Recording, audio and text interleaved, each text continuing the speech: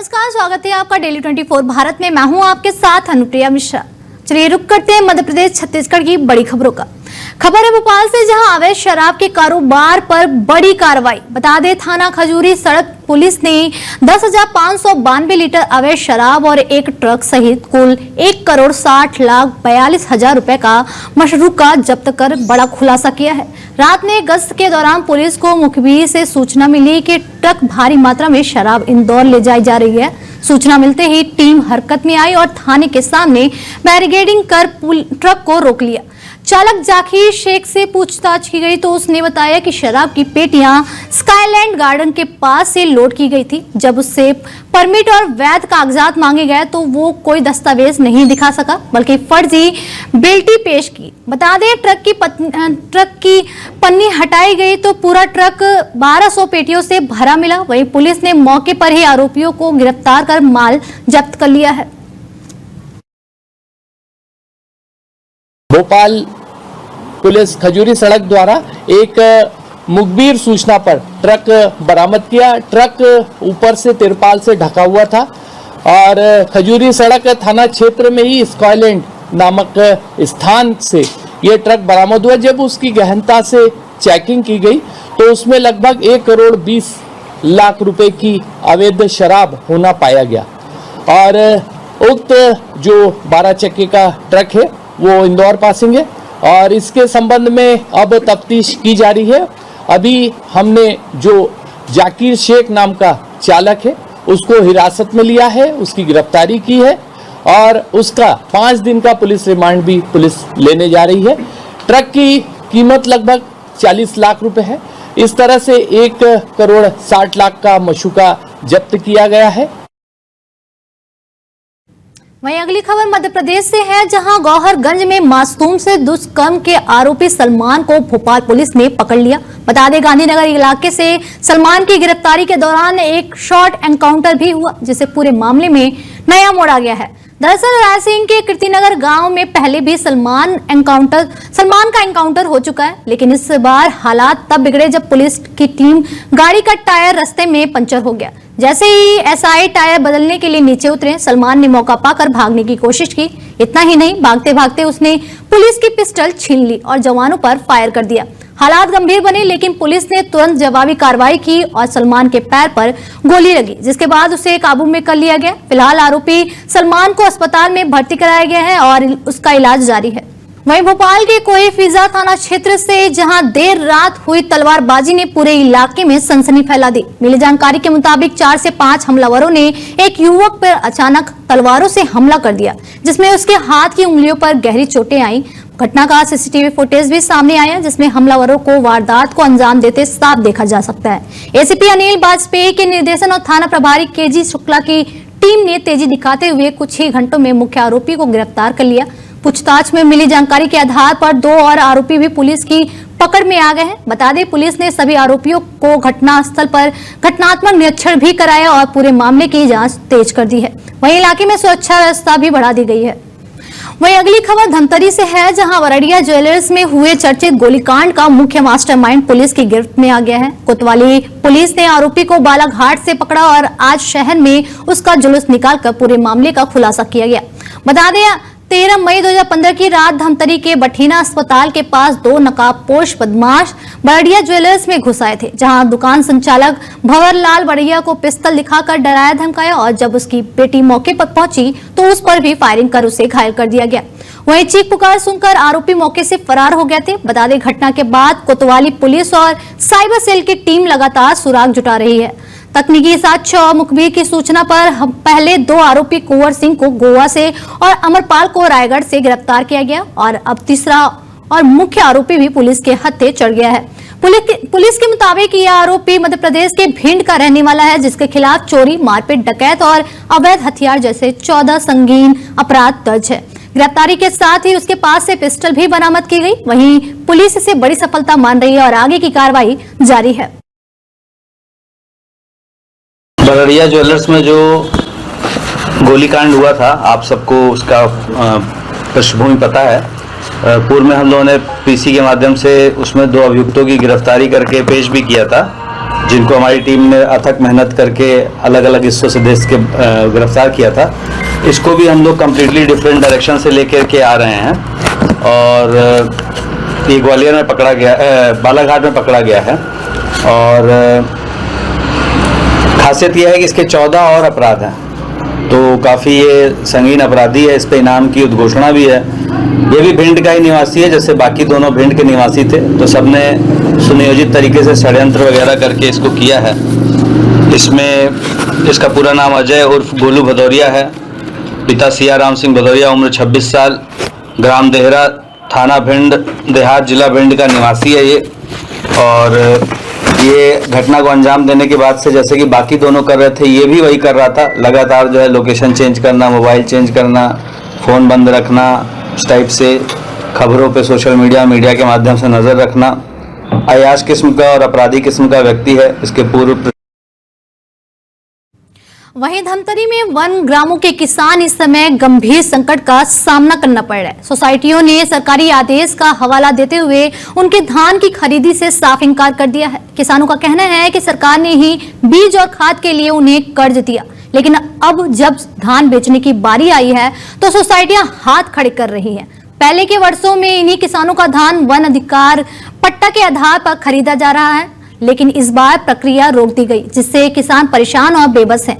उनका सवाल साफ है, धान खरीदी ही नहीं जा रहा तो कर्ज चुकाएंगे कैसे? किसानों ने जिला प्रशासन से जल्द समाधान की मांग की है। जहां इसी बीच धमतरी कलेक्टर ने दावा किया है कि समस्या का समाधान निकाला जाएगा और प्रक्रिया जल्द शुरू होगी। अब सबकी निगाहें इस बयान पर टिकी है कि इन वन ग्राम किसानों का धान आखिर कब तक खरीदा जाएगा। हो गया और रिजॉल्व हो गया वो मैटर। अभी 2-3 दिन में हम लोग उसका रिजॉल्व करा लेंगे। 1 ग्राम से जो राजस्व ग्राम में स्पेशली परिवर्तित हुई है, उसका रिजॉल्व हो गया। और हमारे धान खरीदी सर, हमारे यहाँ हमको खातू कचरा के लिए आज पैसा और फिर सब कुछ दिया है, और अभी धान खरीदी के लिए हमको बहुत परेशान होना पड़ रहा है कि क्योंकि भाई धान तो हम नहीं बेचेंगे तो कहाँ से हम पैसा देंगे सरकार? क्या अड़चन आ रहा है?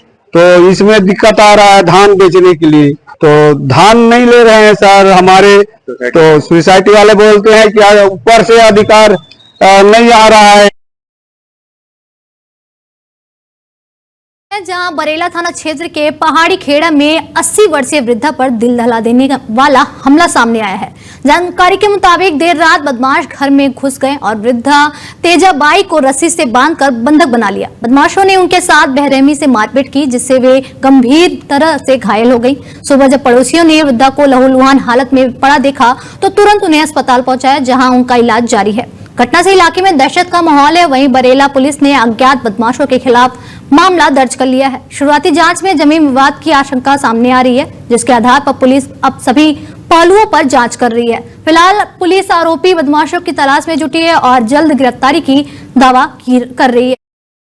वहीं अगली खबर जबलपुर से है। बता दें, ईओडब्ल्यू की टीम ने जिला अस्पताल से विक्टोरिया में पदस्थ लिपिक आकाश गुप्ता को 20,000 की रिश्वत लेते हुए रंगे हाथ गिरफ्तार कर लिया है। बता दें, शिकायतकर्ता की ओर से की गई शिकायत के बाद आज सीएमएचओ ऑफिस में पूरी कार्रवाई को अंजाम दी गई। शिकायतकर्ता मनोज श्रीवास्तव, जो सिहोरा में ब्लड कलेक्शन का कार्य करते हैं, उन्होंने बताया कि वे ब्लड सैंपल जबलपुर लैब भेजते हैं। इसी दौरान लिपिक आकाश गुप्ता ने लैब के जांच रोकने के नाम पर उनसे 60,000 रुपए की रिश्वत की मांग की। आरोप है कि इस पूरी रिश्वतखोरी में सुमित नाम का दलाल भी शामिल था, जो जिला अस्पताल में लंबे समय से दलाली का काम कर रहा है। मनोज का आरोप है कि आकाश और सुमित दोनों लगातार उन्हें प्रताड़ित कर रिश्वत का मांग कर रहे थे। परेशान होकर उन्होंने ईओडब्ल्यू से शिकायत की, जिसके बाद जाल बिछाया गया और लिपिक को रिश्वत लेते हुए दबोच लिया गया है। फिलहाल ईओडब्ल्यू की टीम आरोपी से गहन पूछताछ कर रही है और पूरे भ्रष्टाचार नेटवर्क की आगे की जांच जारी है।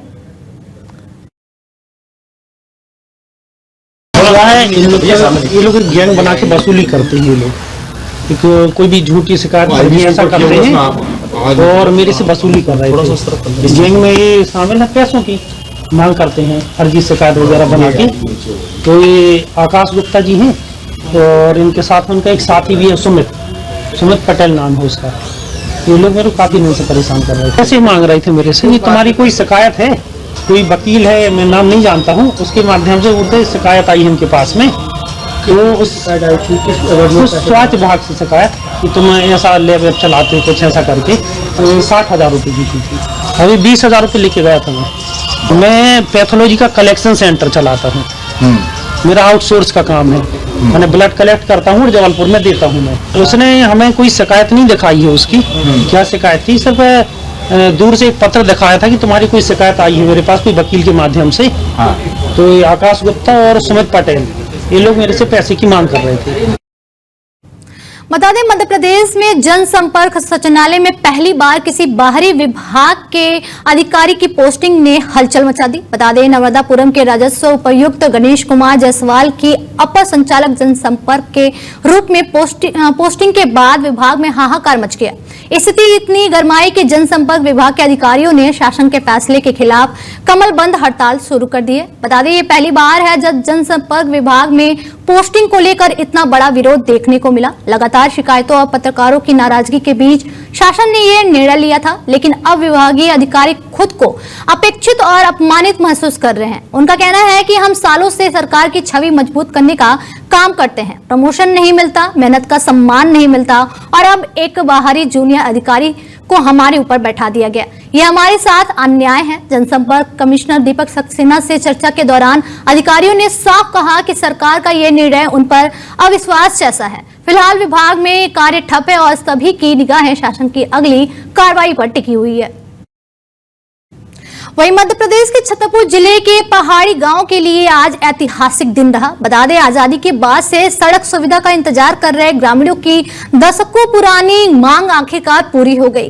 प्रधानमंत्री ग्रामीण सड़क योजना के तहत पहाड़ी गांव से रनेह फॉल तक सड़क के डमरीकरण कार्य की शुरुआत राजनगर विधायक अरविंद पटेरिया ने की। वर्षों से तकनीकी और प्रशासनिक बाधाओं की वजह से ये मार्ग अधूरा पड़ा था। सड़क निर्माण शुरू होते ही ग्रामीणों में खुशी की लहर दौड़ गई है। ये सड़क गांव की ओर राजनगर और रनेह फॉल से सीधे जोड़ी गई है, जिससे आवागमन और विकास के रास्ते खुलेंगे।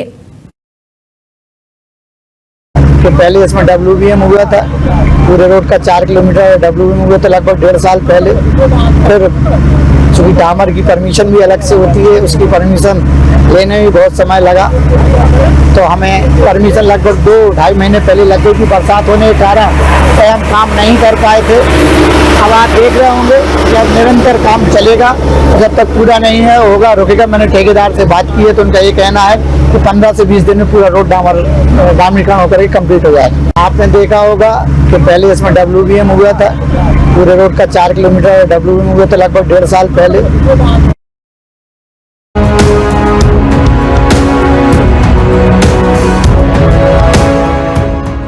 राजनगर विधायक अरविंद पटेरिया ने कहा कि चुनाव के दौरान गांव में पहुंचने पर ग्रामीणों ने सड़क निर्माण को अपनी सबसे बड़ी जरूरत बताया था।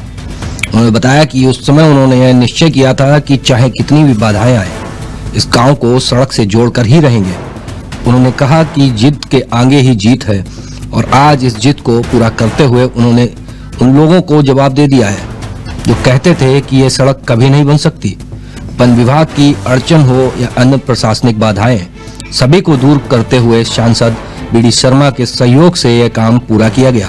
विधायक ने कहा कि बहुत जल्द डामरीकरण कार्य पूरी तरह समाप्त हो जाएगा, जिसके बाद गांव से राजनगर और सूरजपुर धमना होते हुए टोरिया चंदनगर के प्रमुख मार्ग से सीधा संपर्क स्थापित हो जाएगा। इससे ग्रामीणों की अनेक समस्याएं दूर होंगी, क्योंकि विकास की शुरुआत सड़क से ही होती है। स्थानीय लोगों ने बताया कि जब से उन्होंने होश संभाला तब से यह मार्ग कच्चा ही था। आज पहली बार डामरीकरण होते देख वे और सभी ग्रामीण बेहद प्रसन्न हैं। पहले बच्चों को स्कूल जाने में हमेशा मुश्किल होती थी। किसी के बीमार पड़ने या आपात स्थिति में राजनगर पहुंचना बेहद कठिन था। कई प्रसूदा महिलाओं को समय पर अस्पताल ले जाना मुश्किल हो जाता था, लेकिन अब सड़क बनने के बाद इन सभी समस्याओं से बड़ी राहत मिलेगी। आपने देखा होगा कि पहले इसमें WBM हुआ था, पूरे रोड का 4 किलोमीटर WBM हुआ था लगभग 1.5 साल पहले। फिर चूँकि डामर की परमिशन भी अलग से होती है, उसकी परमिशन लेने में भी बहुत समय लगा, तो हमें परमिशन लगभग 2-2.5 महीने पहले लग गई थी। बरसात होने के कारण हम काम नहीं कर पाए थे। अब आप देख रहे होंगे जब निरंतर काम चलेगा, जब तक पूरा नहीं है होगा रुकेगा। मैंने ठेकेदार से बात की है तो उनका ये कहना है कि 15 से 20 दिन में पूरा रोड डामरीकरण होकर कंप्लीट हो जाएगा।